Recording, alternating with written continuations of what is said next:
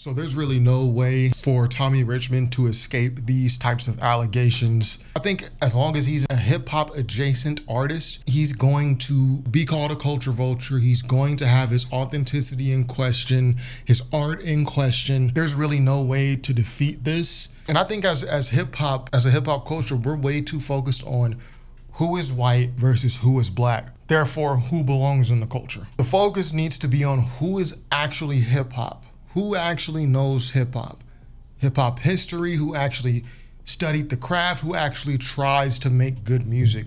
Like, that should be the line we divide on who is in hip hop culture. But so often it gets caught up on white versus black or black versus non-black. There is a clip of Lil Yachty, and this is a perfect example. There is a clip of Lil Yachty where he's talking and he says he has never heard one song by Biggie, the Notorious B.I.G. No one, though, would call Yachty's culture into question, though.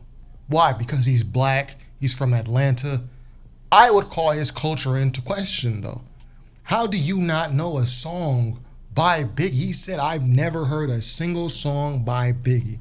How are you your age? One, how are you your age and never heard a song by Biggie? Two, sure, you're young, we'll get to that. How are you a hip hop artist and you've never heard a song by Biggie? Now, I know people are gonna say, oh, he's young. He was 2 years old when Biggie died and all this, or whatever the case may be. But it calls into question, I'm not super old. How do I know Earth, Wind, and Fire songs? How do you know James Brown songs? Were you alive when James Brown was in his prime? Probably not. But how do we know these songs? Because our parents played them, our friends played them, our family played them. Yachty's saying he knows no songs by Biggie. So none of your parents played them. Growing up, none of your friends seemingly were into hip hop. They never played Biggie. You never listened to hip hop radio stations coming up. To me, that's someone that's more culturally in question. Because Yachty, you are literally not of hip hop culture. It's not a bad thing, but you're not of hip hop culture. So if we're going to call Tommy Richman into question for saying he's not a hip hop artist, which I think is a perfectly fine statement. I don't listen to his music, so I can see why some people would take this offensively, because what if he's actually rapping and he's doing hip hop type mannerisms in his songs? You can't say you're not hip hop, but then you're using hip hop but then he went back and cleaned it up and he says, I'm not solely a hip hop artist. Like I said, there's no way he's going to win against this. On one hand, I think I know what Tommy Richman was trying to get at. I think he was trying to not appear to be leeching off of hip hop culture. So look what happened to Post Malone. When Post Malone came out, he's hip hop. But then later when he wants to change, everyone comes down on him when he wants to change his music. He's a culture vulture, he's this, he used us. I think Tommy Richman was trying to avoid that. I don't want to put words in his mouth though. But this is a no-win situation. And I want to watch this video real quick. This is Apple Music, Ebro. And let's see what they have to say here. The caption is Tommy Richman tweets in a vacuum aren't that bad, which I agree. It's the history behind how the white artist can be hip hop or hip hop adjacent, then pretty much denounce it to switch genres, when at the same time the CMAs won't even recognize Beyonce's last album as country. That's the issue. I think this is just word salad. And I'm gonna give him a chance. I'm gonna play this video. I haven't watched the video yet, but this is word salad. Tommy Richman. The history behind how the white artist can be hip hop, then denounce it to switch genres. Then here's a false equivalency. At the same time, the CMAs won't recognize Beyonce's album. It's like, what are we talking about? Where a white artist like Justin Timberlake can make essentially an R&B album. Some of those records, Pharrell did try to give he tried to give them to Michael Jackson. He tried to give him the black artist, and Michael Jackson, whatever, didn't want it. Justin Timberlake ends up with it. But Justin still will get to go in the pop category. And he still will get resources that black artists are not allotted to by being R&B. Yeah. From the label, from the jump, from labeling, from everything. So that's one valid point. Like, depending on how your music is labeled, you may or may not get different resources if it's labeled as hip hop versus pop, or if it's labeled as R&B or country versus pop. Whereas an artist like, pick a random R&B artist. If Lucky Day tomorrow decide I'm going to make a pop album, it will not be labeled pop. It will still be labeled R&B, and therefore the label will give him R&B money and resources. Well, I don't know. I'll take his word for it because I'm not into the label's inner workings, how record labels inner work. But let's just use a different genre, right? If a hip hop artist, let's say Lil Durk, or not even Lil Durk, because Lil Durk kind of crosses over. If Kendrick Lamar comes out, and he's only made hip hop music, and he comes out and he makes a strictly pop album. I'm not talking about pop like pop route. I'm talking about music like Olivia Rodrigo, Sabrina Claudio. When that album comes out, is that going to be labeled hip hop still? Was that what he's saying? Like, regardless of what black artists do, they're always going to be stuck in the hip hop or R&B label? Is that the point he's making, or am I misunderstanding?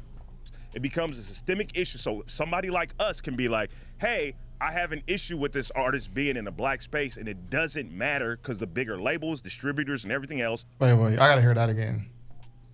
It becomes a systemic issue. So somebody like us can be like, hey, I have an issue with this artist being in a black space, and it doesn't matter because the bigger labels, distributors, and everything else will still allot them the same white resources.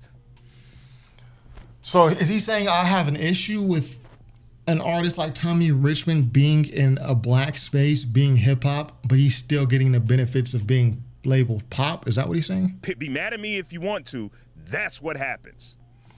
You know, I'll just take your word for it. But let's go back to the CMAs won't recognize Beyonce's last album as country. And this is what I said in response. Tommy Richman isn't the issue. If you're mad at country music, then gatekeep hip hop like they gatekeep country. By the way, country, which is a music genre invented by black Americans. But boy, they gatekeep country. We don't gatekeep hip hop the right way. The gatekeeping of hip hop, the only way I see it happen, and I'm talking about the fans, which we're going to accept, who we accept and what we aren't going to accept. The only way I see that happen is when it's a white artist or if it's a rapper saying the N-word. It's not gatekept in the right way. You know, it should be less about race and more about who actually has the knowledge, who's actually studied in hip hop, who actually puts effort and raps and put efforts into their rhymes and at least tries to provide some semblance of substance in their music. Hip hop is only gatekept by its fans when it's a white person or a non-black person using words we don't like or in general behaving in a way we don't like. But the country music isn't gatekept like that. Country music, they're looking at it like this. We have our type of music. This is how we've structured it. This is how it sounds. These are the topics. And you need to be here with us. As country musicians, you're not just going to drop one song, country song, and then think you're going to, win our CMA awards and then top our charts, Lil Nas X. Beyonce, you're not going to just decide to do a country album one day and expect just to get on our charts. No.